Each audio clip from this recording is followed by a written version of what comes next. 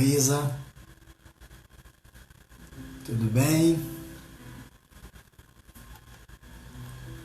Jaimilton, bom dia, amados. Começar o nosso tempinho aí hoje. É o Pedrão. Oi, Pedro. Dora, Claudinha.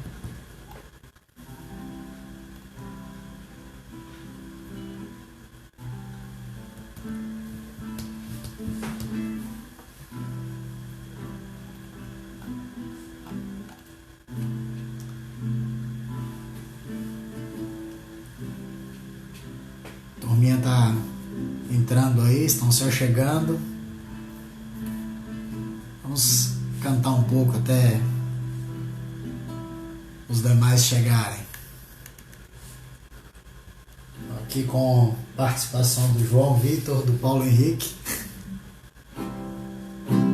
Música Cruz. Música Cruz, Ministério Reino. Buenos dias, Odete, ovelhinha linda de Jesus.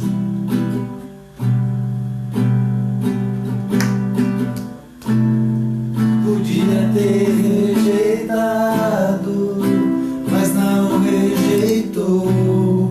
Então assim foi levado ao lugar de muita dor. Crucificaram, pregaram suas mãos, chicotearam, sangue caía no chão, mas ele não reclamou.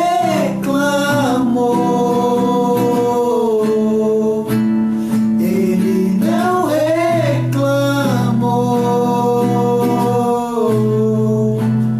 Ele só perguntou,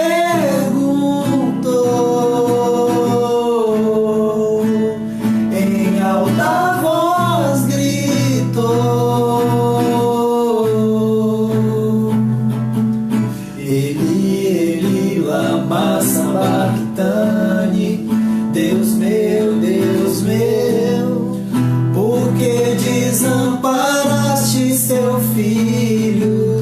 Eli, lama sabachthani, Deus meu, por que desamparaste seu filho? E eis que o véu se rasgou, a terra tremeu. Algo acontecia entre a terra e o céu. O véu se rasgou e o povo assim falou: verdadeiramente este é o Filho de Deus.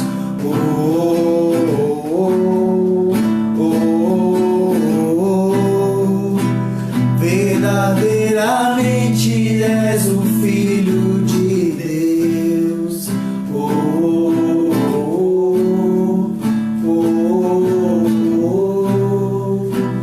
Verdadeiramente és o Filho. Aleluia. Muito obrigado pela participação. Aleluia.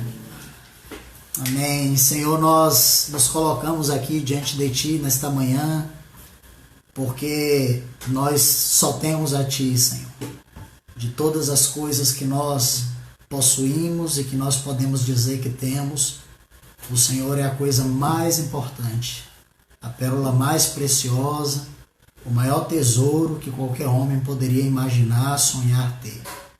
Nós reconhecemos isso, reconhecemos a Tua preciosidade, reconhecemos o Teu valor, reconhecemos o Teu senhorio sobre nossas vidas e declaramos, Senhor, que nós não temos nada na nossa vida que nós amamos mais do que a Ti.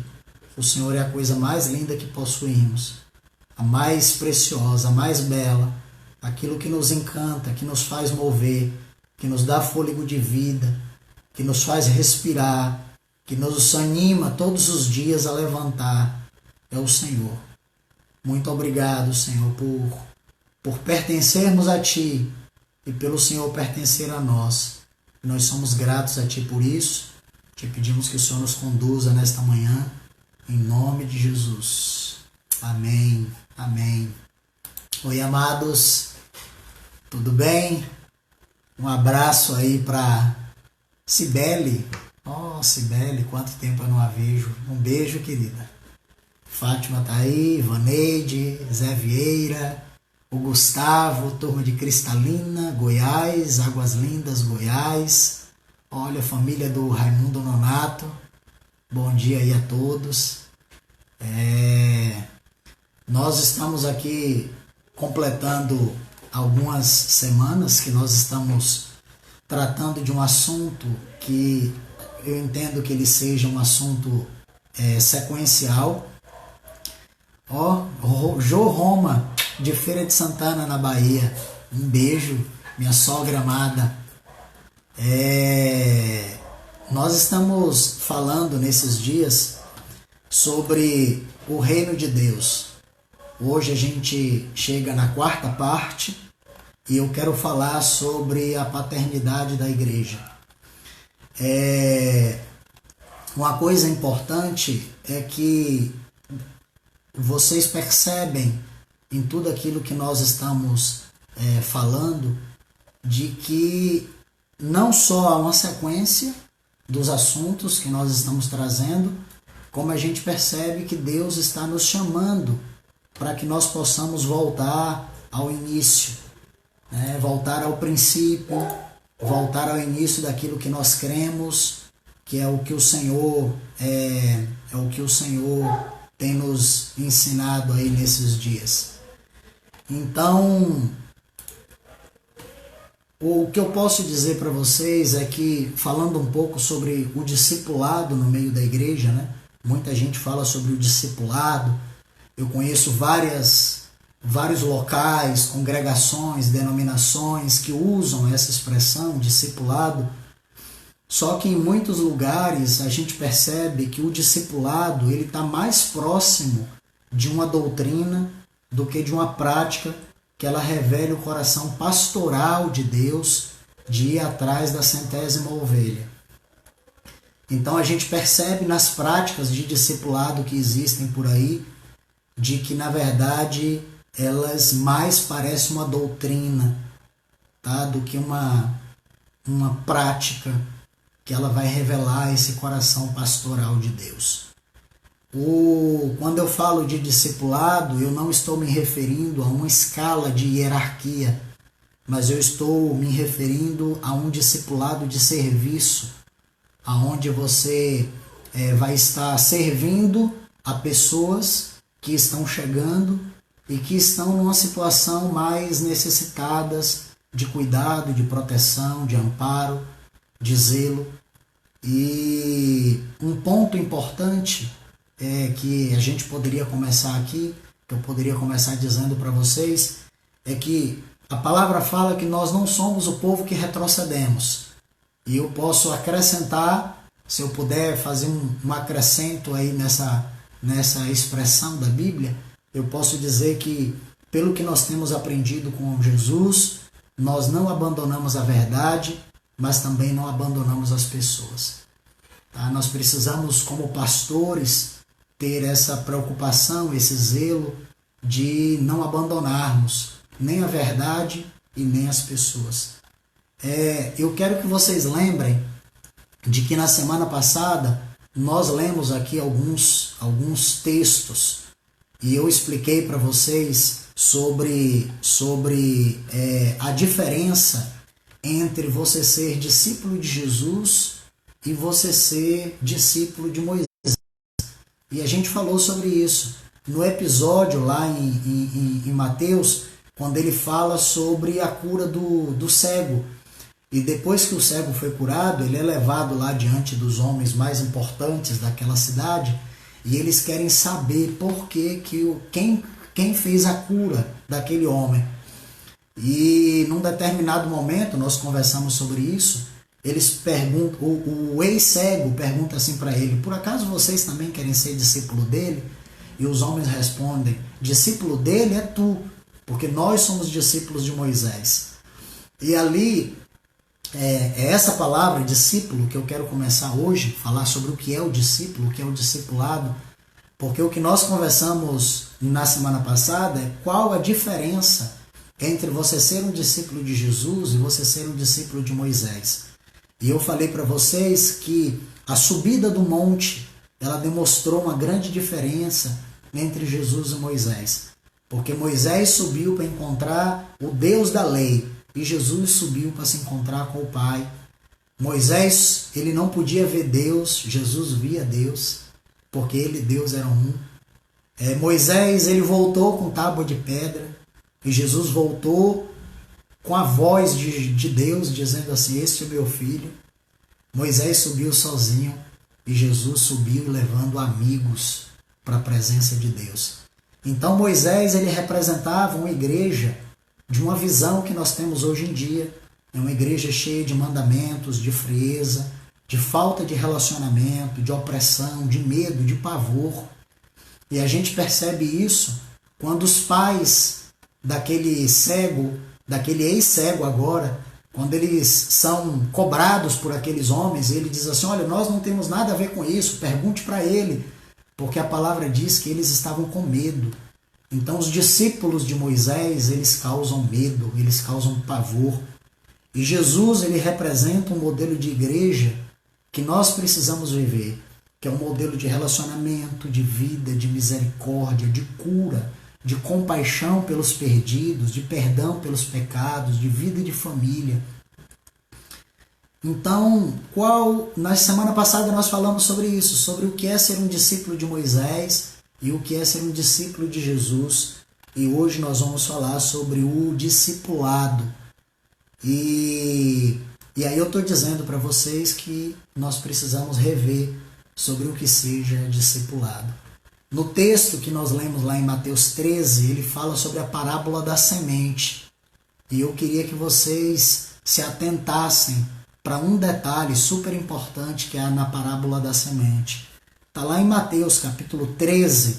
Nós lemos na semana passada, mas eu quero ler alguns trechos de volta com vocês. Então vamos lá em Mateus capítulo 13. No verso 3, Jesus diz assim: eis que o semeador saiu a semear. Tá? Isso é o que diz no verso 3. Quando chega no verso 23, Jesus diz assim: o que foi semeado em boa terra é aquele que ouve a palavra. Então Jesus diz no verso 23 que a semente é a palavra. Tá? No verso 23 diz assim: o que foi semeado em boa terra, ele fala de semente, é aquele que ouve a palavra. Então Jesus diz no verso 23 que a semente da palavra do semeador é a palavra. Só que no verso 38, vamos lá, Mateus 13, 38, Jesus já muda. E Jesus diz o seguinte: o campo é o mundo e a boa semente são os filhos do reino.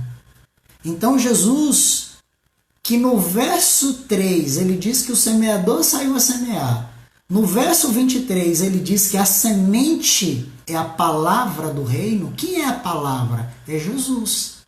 É ou não é?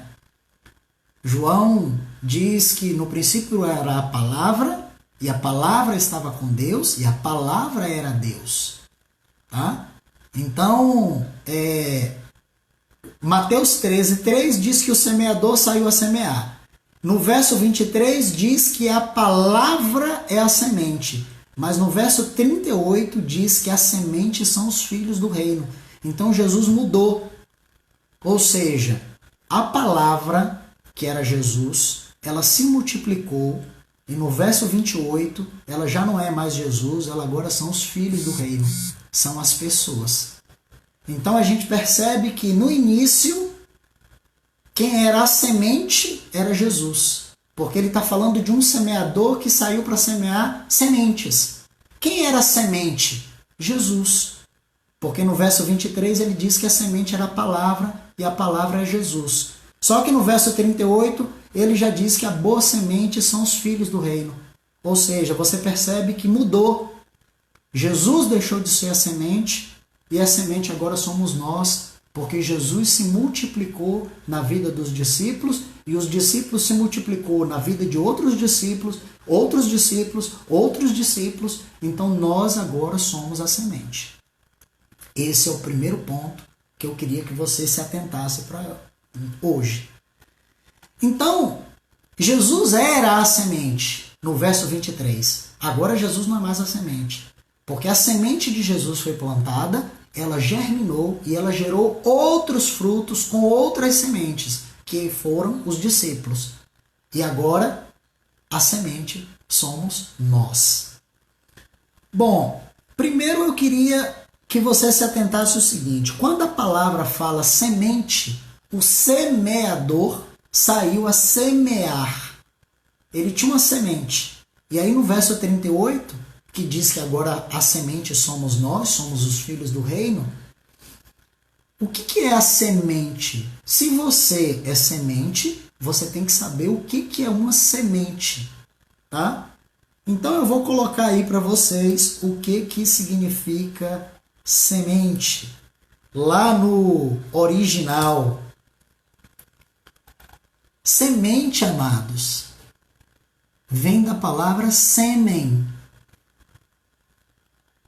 Então, a explicação para a palavra semente, que aparece lá no capítulo 13 de Mateus, é esperma. Essa é a explicação, é o grego, o original que consta lá. Então, esperma significa algo que tem vida e que possui força vital ou poder para gerar outras vidas. Então, nós somos a semente de Deus. Nós somos o esperma de Deus, o sêmen de Deus. Por isso que nós somos a semente.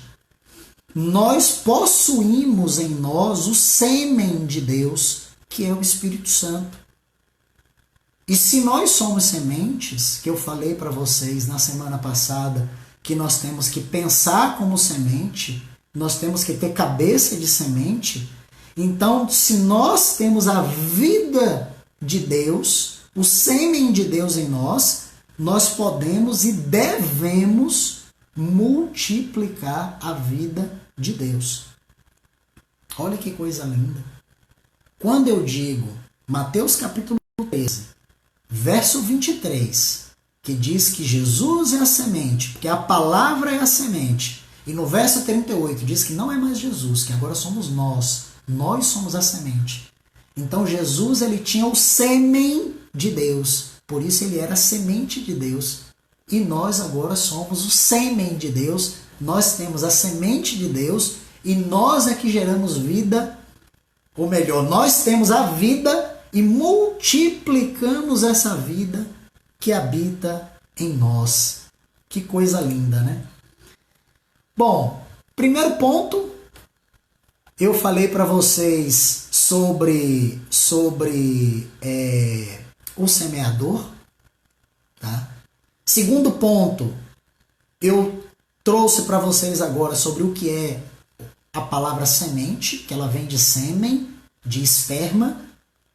E a terceira coisa que eu queria que vocês atentassem hoje, que aí é um pouco assim da minha angústia com a igreja atual, com a igreja moderna, mas é que a igreja moderna, ela é uma igreja hedônica.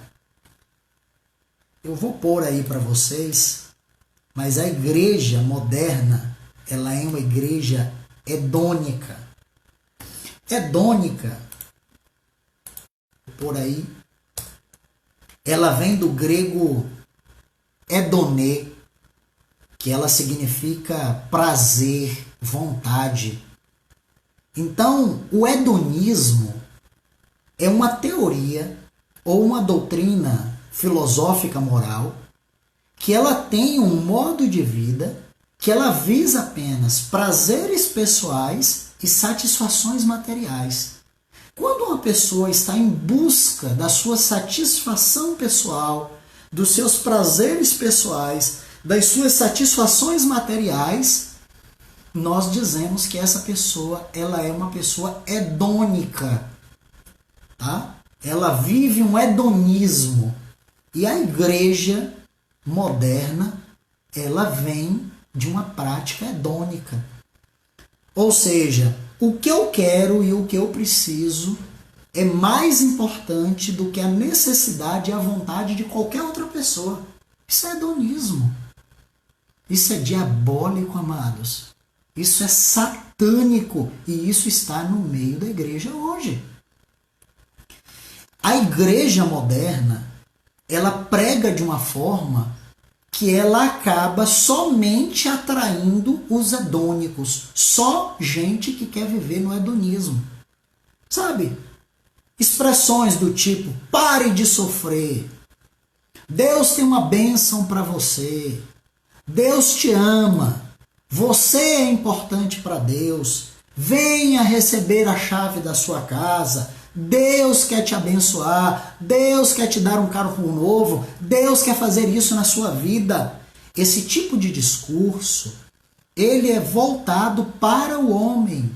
E ele coloca o homem no centro das atenções.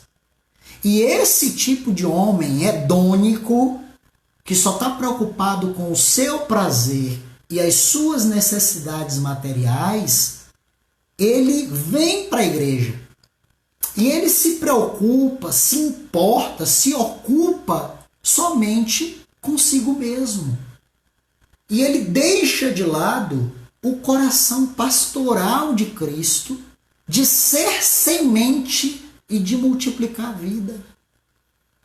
Então, quando você traz para dentro da igreja pessoas hedônicas, pessoas que estão preocupadas com o seu prazer e a sua vida material, essas pessoas, elas não são sementes.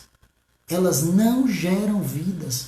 Elas não possuem o sêmen de Deus, o esperma de Deus. Elas são fracas em si mesmo e não conseguem produzir a vida que supostamente estaria nela. Amados, a igreja, ela precisa mudar o seu discurso. Não para atrair os hedônicos, porque a igreja moderna ela está cheia de homens e mulheres hedônicos.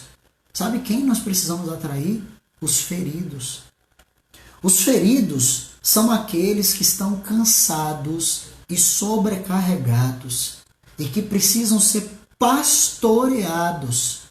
E quando você pastoreia um ferido, ele passa a ser curado e ele passa a buscar outros feridos. Sabe por quê? Porque ele experimentou os dois lados da moeda. Ele experimentou da solidão e ele experimentou da verdadeira paternidade. Então, nós não temos que ir atrás dos hedônicos, amados, porque os hedônicos, eles estão preocupados com eles mesmos. Eles estão preocupados com as suas satisfações pessoais, com a sua satisfação material. Nós temos que ir atrás dos feridos, porque os feridos, quando eles enfrentam os dois lados da moeda, eles saem de uma vida de solidão e eles entram em uma vida de verdadeira paternidade.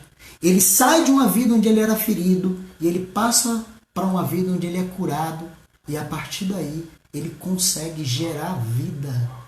Ele consegue, na verdade, expressar o sêmen de Deus, o esperma de Deus, a semente de Deus, e ele consegue produzir a vida de Deus na vida de outras pessoas. 2 Coríntios, capítulo 1, versículo 3 e 4. Vamos lá. 2 Coríntios, capítulo 1, versículo 3 e 4.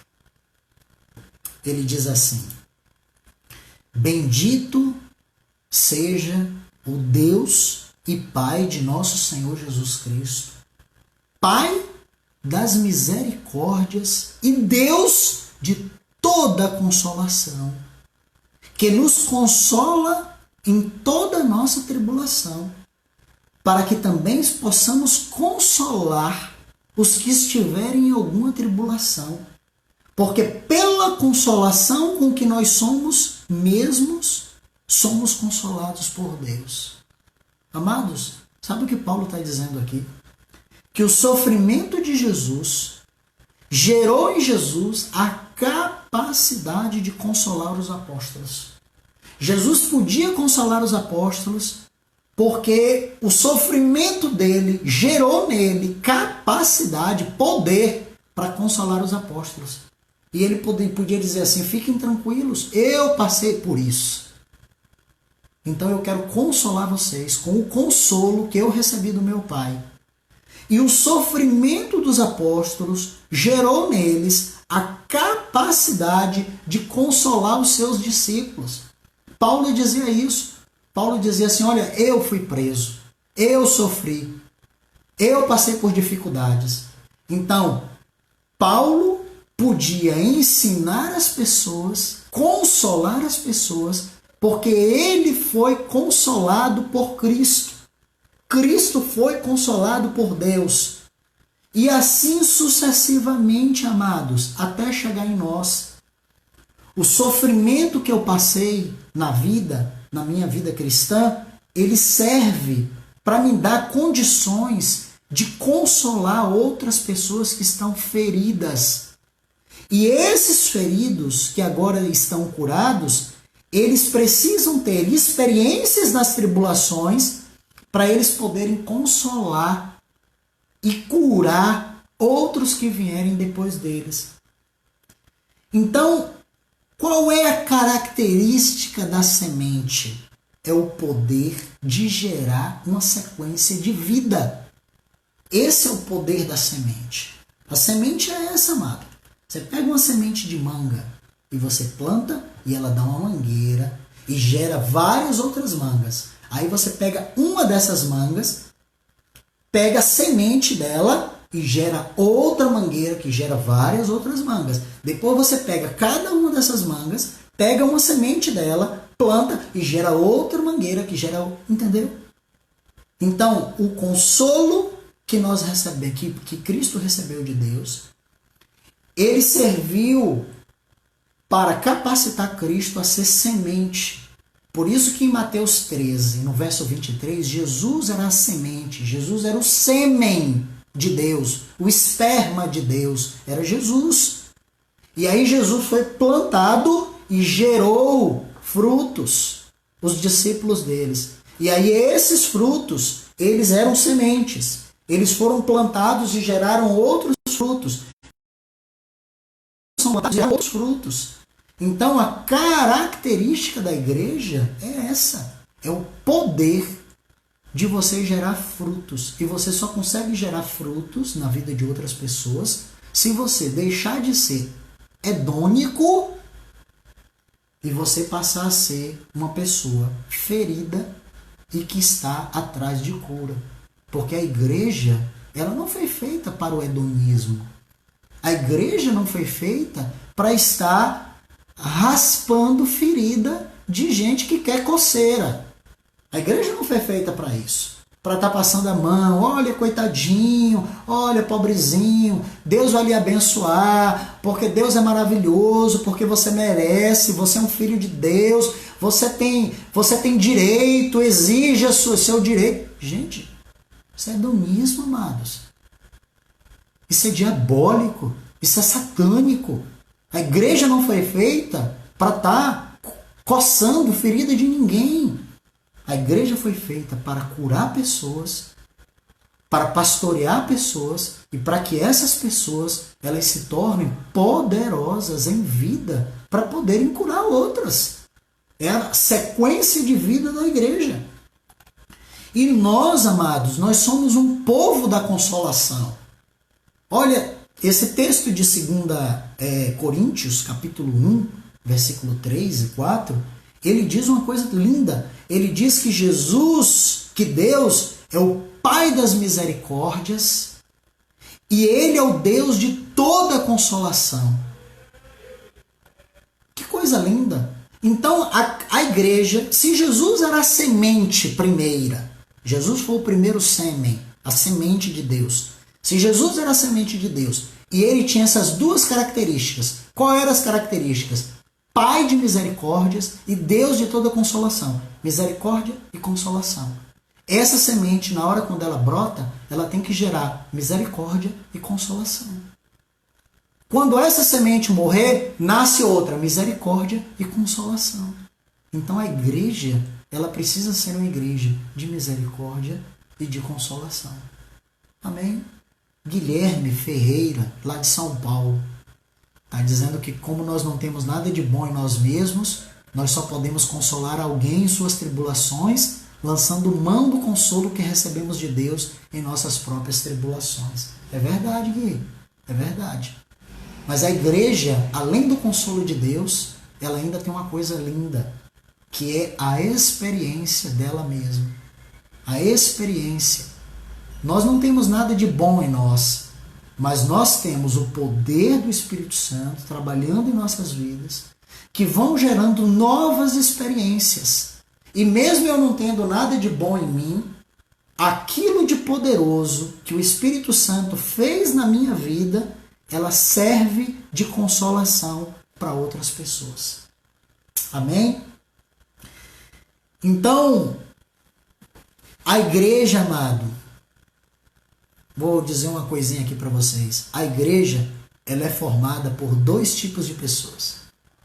Pessoas feridas e pessoas curadas. Essa é a base da igreja. Ela é formada por pessoas feridas e pessoas curadas. Os curados cuidam dos feridos. E os feridos, eles se espelham nos curados.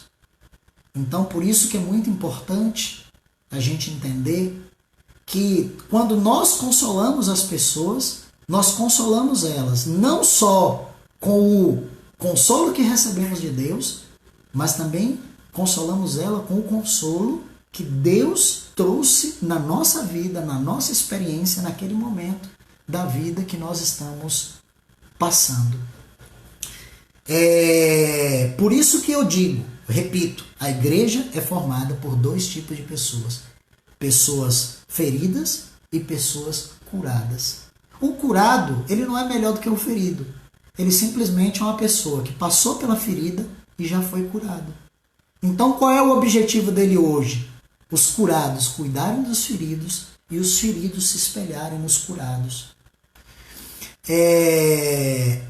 A Kelma Luzeiro está dizendo aí, Tiago 1,27, de que a religião que Deus, o nosso Pai, aceita como pura e imaculada é esta: cuidar dos órfãos e das viúvas em suas dificuldades e não se deixar corromper pelo mundo.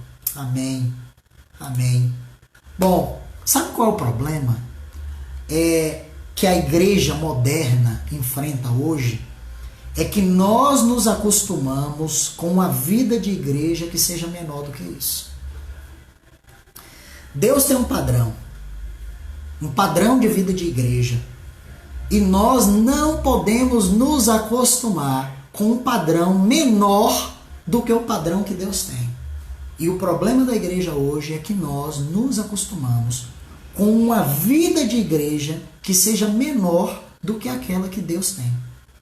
E aí você pergunta assim, mas qual é então o padrão de Deus e qual é o padrão de igreja que nós temos hoje? Bom, quando nós estamos participando, seja lá onde for, no lugar que for, na denominação que for, na religião que for, aonde você estiver, se você está participando de reuniões, de cultos, de encontros, de retiros, de lives, de reunião pastoral, seja lá do que for, aonde você está se encontrando com pessoas hedônicas, que se preocupa, se ocupa, se importa somente com a sua própria vida, amado, vocês estão aceitando uma vida de igreja menor do que o padrão que Deus estabeleceu. Nós precisamos nos aconchegar com aqueles que têm um coração pastoral de Cristo. Eu queria ler um texto com vocês que, para mim, quando eu falo sobre vida de igreja, esse texto ele é a minha referência, que é Filipenses, capítulo 2, verso 25. Vamos lá. Filipenses 2, 25. Eu não sei como está aí na sua Bíblia, mas na minha diz assim: julguei, contudo, necessário mandarmos Epafrodito, meu irmão e cooperador e companheiro nos combates, e vosso enviado para prover as minhas necessidades. Algumas vezes já me perguntaram assim: se você pudesse ser um personagem da Bíblia, quem você queria ser? Todo mundo quer ser Jesus, todo mundo quer ser Paulo, todo mundo quer ser, assim, os personagens mais importantes. Toda vez que alguém me pergunta qual é o seu sonho de consumo, quem é o personagem da Bíblia que você quer ser, eu não titubeio. Minha resposta é Epafrodito. Eu quero ser um Epafrodito. Filipenses 2,25 diz: julguei, contudo, necessário mandar-vos Epafrodito, meu irmão e cooperador e companheiro nos combates. Epafrodito, para mim, é um homem perfeito. Teleios. Ele era completo. A declaração que Paulo faz a respeito de Epafrodito, ela é de um homem completo. E eu vou explicar para vocês por quê. Primeiro, é quando Paulo chama ele de irmão. Julguei, contudo, necessário mandar-vos Epafrodito, meu irmão. A primeira coisa que Paulo fala é chamar ele de irmão. A palavra que aparece aí para irmãos é Adelphos. Amados, Adelphos, sabe o que significa? Vínculo de afeição, companheiro de coração. Às vezes a gente tem hábitos de chegar nas denominações e a gente dizer assim, por exemplo: ó, paz do Senhor, irmão, ô irmã, irmã Joana, ô irmão Joaquim. E aí alguém pergunta assim: qual é o nome dele? Eu não sei, é o irmão. Assim, amados, a palavra irmão que aparece ali para designar Epafrodito é vínculo de afeição, companheiro de coração, Adelphos. Essa palavra significava que Epafrodito e Paulo eram ligados pelo coração. Ligados pelo coração. Era um vínculo de afeição. Epafrodito amava Paulo e Paulo amava Epafrodito de coração. Era um vínculo de alma, amados.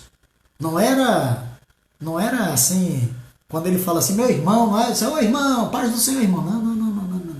Vínculo de afeição, vínculo de coração. Essa era a primeira característica de Epafrodito. A segunda, Paulo diz que Epafrodito, além de ser irmão, era cooperador. A palavra que aparece lá para cooperador é sunergos. Sunergos tem uma outra característica também interessante. Ela significa alguém que não deixa você trabalhar sozinho. Então, Epafrodito ele era um companheiro de coração, mas ele também era um companheiro de obra. Era alguém que não deixava Paulo trabalhar sozinho. Epafrodito assim, via Paulo fazendo alguma coisa. Tá fazendo o quê? Deixa eu fazer contigo. Não, você não vai fazer sozinho não. Eu vou te ajudar. Então ele dá 3 declarações a respeito de Epafrodito. A primeira ele diz: ele é meu companheiro de coração. Segundo, ele é meu companheiro de trabalho, que significa ele não me deixa trabalhar sozinho. Eu não consigo fazer nada sozinho, porque quando ele me vê fazendo alguma obra, ele já se prontifica para me ajudar. Olha que coisa linda. A terceira é quando Paulo diz que Epafrodito era companheiro de combate. A palavra que aparece ali para companheiro de combate é uma palavra linda, amados, linda. Significa sustratiotes. Sustratiotes significa... a palavra sustratiotes, ele significa alguém que não deixa você lutar sozinho. Tá? Havia algumas táticas de guerra que a palavra que aparece para essa tática de guerra era sustratiotes. Eram os dois lutando juntos. Então, quando um arqueiro, por exemplo, ele ia soltar uma lança e ele ia soltar uma flecha, mas ele era protegido pelo cara do escudo, o escudeiro. Então eles trabalhavam juntos. O escudeiro protegia e depois, quando o lanceiro falava agora, o escudeiro baixava, o lanceiro lançava e ele voltava e protegia. Então, assim, o que ele está dizendo, essa palavra sustratiotes, ela é linda, porque ela significa o seguinte, que Epafrodito lutava com Paulo. Ele era companheiro de armas e de conflitos. Ele era companheiro de coração, companheiro de trabalho e companheiro de conflitos. O que Paulo estivesse passando. Na hora quando Paulo passava alguma dificuldade, Epafrodito estava colado. O que está acontecendo? Por que você está triste? Eu estou percebendo no seu coração que você está triste. Me conte aí. Você é meu amigo, você é meu companheiro. Nós somos companheiros de coração. Nós somos companheiros de trabalho, Paulo. O que você está passando? E Paulo abria para ele. Porque ele era um companheiro de guerra, um companheiro de combate, um companheiro de conflitos. Então, quando alguém me pergunta assim, qual é o seu sonho de consumo? Qual é o personagem da Bíblia que você acha que ele mais se encaixa na vida da igreja? Epafrodito. É um homem perfeito. É um homem teleios. É um homem completo. Porque Paulo faz essa afirmação a respeito dele. Não sou eu que estou dizendo que ele era perfeito, que ele era completo. Paulo diz assim, olha, eu estou mandando para vocês Epafrodito. E ele tem 3 características. Ele é meu companheiro de coração. Eu tenho um vínculo de afeição com ele.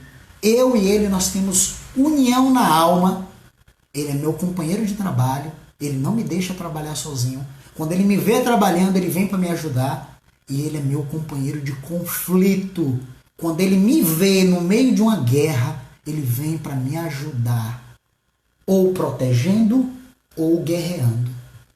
Amados, se isso não é vida de igreja, eu não sei o que é vida de igreja. A vida de igreja que Deus tem, o projeto que Deus tem para a vida da igreja, é que nós tenhamos uma vida onde nós sejamos homens e mulheres, onde nós tenhamos vínculo de afeição, companheiros de coração, companheiros de trabalho e companheiros de guerra. O problema, sabe qual é? Nós nos conformamos e aceitamos menos do que isso.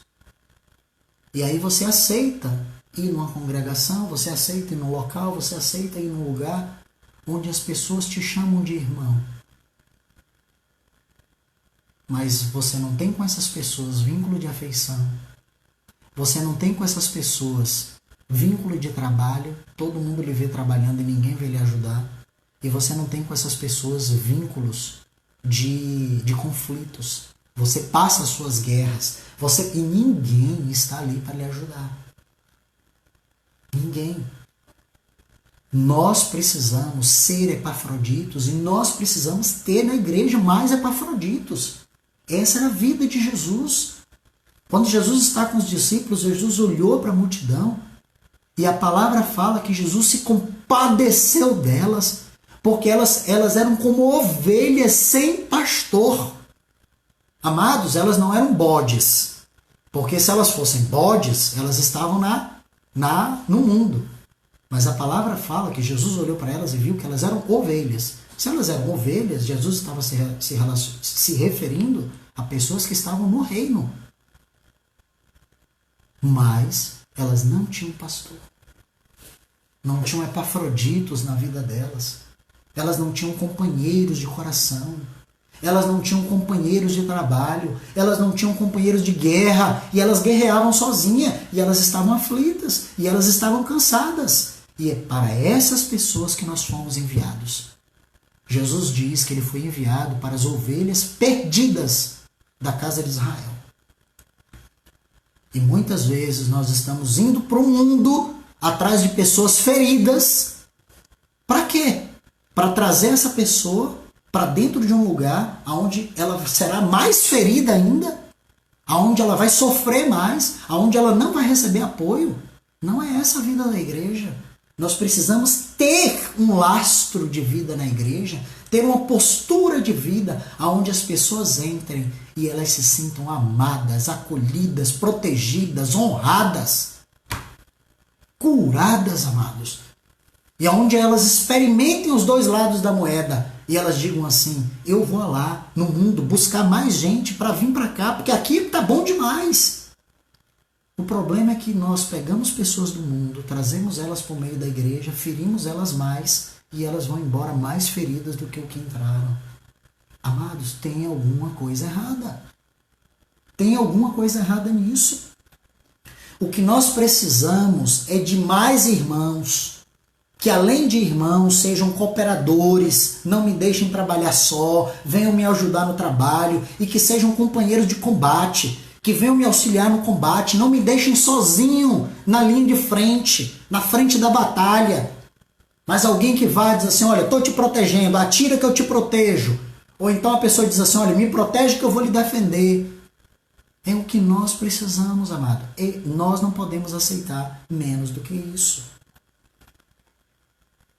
Filipenses, capítulo 1, do 3 ao 7. Vamos lá. Filipenses, capítulo 1, do 3 ao 7. Eu não sei como é que está aí na sua tradução, mas na minha tradução diz assim. Vou ler na King James. Ele fala assim: dou graças ao meu Deus todas as vezes que eu me lembro de vocês. Em todas as minhas súplicas, em vosso benefício, eu sempre oro com alegria. Em razão da vossa cooperação na causa do Evangelho, desde o primeiro dia até agora. E eu estou plenamente convicto de que aquele que começou a boa obra em vós há de concluí-la até o dia de Cristo Jesus. Ora, é justo que eu me sinta assim a respeito de todos vocês, porque vocês estão no meu coração, já que vocês são participantes comigo da graça, tanto nas correntes que me prendem, quanto na defesa e na confirmação do Evangelho. Olha, eu não sei como está na sua tradução, mas eu vou ler agora na João Ferreira de Almeida, que ela diz assim, no versículo 7, ela diz assim: eu trago vocês no meu coração. Bom, Paulo, ele sempre se lembrava dos irmãos. Ele fala isso no capítulo 1, versículo 3. No versículo 3, Paulo diz: eu sempre me lembro de vocês. Sabe o que é isso, amados? Vínculo de coração. Vínculo de coração. Paulo diz: eu estou lembrado, não esqueci de vocês, eu me lembro de vocês e oro com vocês com alegria. Oro por vocês com alegria. Isso é vínculo de coração, amados. Vínculo de afeição. No versículo 4, Paulo diz que suplicava por eles. Mas no versículo 6, sabe uma coisa linda que eu acho no versículo 6? É que Paulo diz que sabia que eles não eram perfeitos. Paulo diz que sabia. Paulo diz: olha, aquele que começou a boa obra, ele vai completar até a volta de Cristo. Ou seja, vocês não são perfeitos. Eu sei que vocês não são perfeitos. Eu sei que vocês têm as falhas de vocês. Eu sei que vocês têm as dificuldades de vocês. Mas contem comigo. Contem comigo. Eu oro por vocês. Eu clamo com vocês. Mas faço isso por alegria. Com alegria. Porque vocês estão no meu coração. E no versículo 7 diz que Paulo tinha eles no coração, trazia eles no coração. A palavra que aparece ali para explicar que Paulo tinha eles no coração, o significado da palavra era segurar, reter os irmãos no coração. Paulo segurava os irmãos no coração, retia os irmãos no coração. Isso é lindo. Ou seja, possa ser que você passe pelo meu coração e eu deixe você ir embora. Mas mesmo que você queira ir embora, eu não vou deixar. Eu vou reter, eu vou segurar você no meu coração. Isso é vínculo de afeição. A palavra que aparece ali era segurar. Era como um balde que pegava água, que segurava a água e que não deixava a água escapar. Paulo diz, eu retenho vocês no meu coração. Amados, isso é vida de igreja. Isso é vínculo de afeição. E se isso não é vida de igreja, eu não sei o que é vida de igreja. Se isso não é o padrão de Deus para a igreja, então tem alguma coisa errada. Eu já não sei mais qual é o padrão de Deus para a igreja. Porque uma coisa eu posso afirmar para vocês, não é a igreja moderna, hedônica que a gente vê por aí. Aonde você prioriza as pessoas nas necessidades delas, nos prazeres delas. O que você quer? Ah, você quer um carro, você quer uma casa, você quer a restauração do casamento, você quer o quê? Não, amados. A vida da igreja não é isso. A vida da igreja é você pegar pessoas fracas, pessoas que estão passando por dificuldades, pessoas que estão feridas, e você trazer elas para o meio de uma família, para o seio de uma família, e fazer com que essa pessoa seja amada, protegida, curada, e depois ela esteja em condições de sair para curar outros. Essa é a vida da igreja. Eu queria finalizar, só mais 10 minutinhos, falando para vocês sobre o papel de um pastor. Tá? Qual é o papel de um pastor? Qual é o meu papel como pastor, como presbítero? Bom, o mais importante no trabalho de uma pessoa é o produto final. Eu tenho que saber como pastor qual é o produto final, o que eu quero na vida das pessoas. E a finalidade do trabalho pastoral é formação de vida. Formação de vida. Portanto, todo pastor ele deve conhecer qual é o seu trabalho, qual é o seu ofício, qual é a tarefa que ele tem que desenvolver, que ele tem que realizar. Amados, olha, pregar, fazer live, ensinar, fazer reuniões, fazer retiro, estudo, aconselhamento, visita, tudo isso são atividades que um pastor realiza. Mas nenhuma delas é o objetivo final do pastor.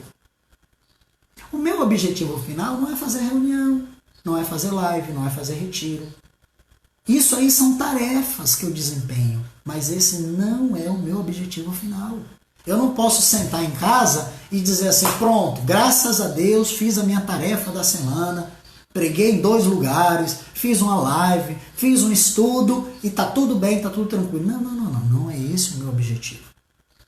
Tudo isso são meios que um pastor tem que fazer, ele tem que usar para alcançar o objetivo. Mas qual é o objetivo? Formar a vida daqueles que estão vindo para mim, daqueles que estão se aproximando, dos feridos. O meu objetivo, na verdade, trazendo isso para um hospital, está chegando gente enferma, está chegando gente ferida, o meu objetivo não é pôr as pessoas deitadas nas camas e dizer, está tudo tranquilo, porque eu providenciei cama, providenciei soro, providenciei tudo que precisava. Pronto. Não. O meu objetivo é fazer com que as pessoas sejam curadas. Com ou sem cama. Com ou sem soro. Ok? Então qual é o meu objetivo? Colossenses 1:28. Vamos ler qual é o objetivo de um pastor. O que um pastor tem que ter em mente? Colossenses 1:28. Ele diz assim. Todos pegaram? Vamos lá. A qual nós anunciamos a quem? Cristo. advertindo todo homem e ensinando todo homem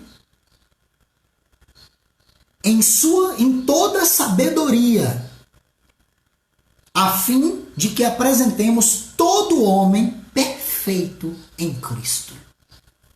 Qual é o meu objetivo? Pegar todo homem que está comigo, toda mulher, e apresentar eles perfeitos em Cristo, sem nenhuma falha, sem nenhuma defeito. O meu objetivo é apresentar todo homem perfeito em Cristo. E aí ele diz, nós anunciamos a quem? A Cristo. Fazendo o quê? Advertindo a todo homem. Eu preciso advertir a todo homem. Avisar para ele, esse caminho está errado. Isso aí que você está seguindo está errado. Amado, não é por aí. Olha, esse procedimento está errado. Advertindo ele. E ensinando a quem? A todo homem. Ensinando. Não é assim não, amado. Não é só advertir. É ensinar. Não é assim. Vem cá. É assim. O procedimento é esse. Você tem que tratar assim sua esposa. É assim que você cria seus filhos. É assim que você maneja dinheiro. E eu vou ensinando eles. No que eu vou ensinar eles? Em toda sabedoria. Em toda sabedoria. Tudo, amado. Toda sabedoria. Eu preciso ensinar esse homem a ser pai, a ser marido, a ser filho, a ser cidadão, a ser trabalhador, a ser chefe, tudo. Eu tenho que ensinar ele em tudo, todas as coisas. Para quê? Para apresentar todo homem perfeito em Cristo. Então esse é o objetivo, essa é a minha aspiração. É ser um Epafrodito, produzir outros Epafroditos, de forma que todos nós possamos ser úteis na vida dos irmãos que estão na igreja. Então, todo pastor, ele tem que ter claro quais são os objetivos dele, quais são as metas, o que ele precisa fazer na vida de cada uma das pessoas para conduzir essas pessoas nas metas. É como um professor, onde você vai pegar um aluno e você sabe que esse daqui precisa disso e aquele outro precisa disso. Então, nesse daqui você vai dizer, ô meu filho, olha aqui, 2 e 2, 4. 2 e 2, 4. Tá bom? O outro você já sabe, que ele já sabe soma. Já vamos para multiplicação. Opa, você é 2 vezes 2. Então, eu preciso saber disso, como um bom pastor. E eu preciso, na verdade, fazer com que quem está na igreja também tenha essa visão e também produza essa vida de Cristo na vida de outras pessoas. E aí, a gente chega num ponto que é o ponto que eu quero entrar na semana que vem, mas que eu vou só dar uma introdução aqui para vocês, que é o seguinte, no que eu vou ajudar as pessoas? De qual é o meu papel como pastor? De que forma eu